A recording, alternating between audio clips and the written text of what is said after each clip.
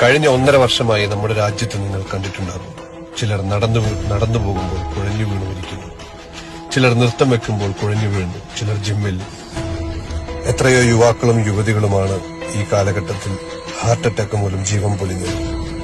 എന്നാൽ ഇന്ന് ഞെട്ടിക്കുന്ന വിവരങ്ങളാണ് പുറത്തുവരുന്നത്. കൊറോണ വാക്സിൻ നിർമ്മാണ കമ്പനിയായ അസ്ട്രാജെനിക്ക UK-യിൽ ഒരു അദാലത്തിൽ പറഞ്ഞിരിക്കുന്നത് തങ്ങളുടെ വാക്സിൻ മൂലം ഹാർട്ട് അറ്റാക്കിനും രക്തം കട്ടപിടിക്കാനും ചാൻസ് ഉണ്ട് എന്ന്. ഇതേ കോവിഷീൽഡ് വാക്സിനാണ് പൂനെയിൽ സിറം ഇൻസ്റ്റിറ്റ്യൂട്ടും നിർമ്മിച്ചുകൊണ്ടിരുന്നത്. സിറം ഇൻസ്റ്റിറ്റ്യൂട്ടിന്റെ സ്ഥാപകനും മുതലാളിയുമായ പൂനെവാല BJPക്ക് ഇലക്ട്രൽ ബോണ്ട് വഴി നൽകിയത് 460 കോടിയാണ്.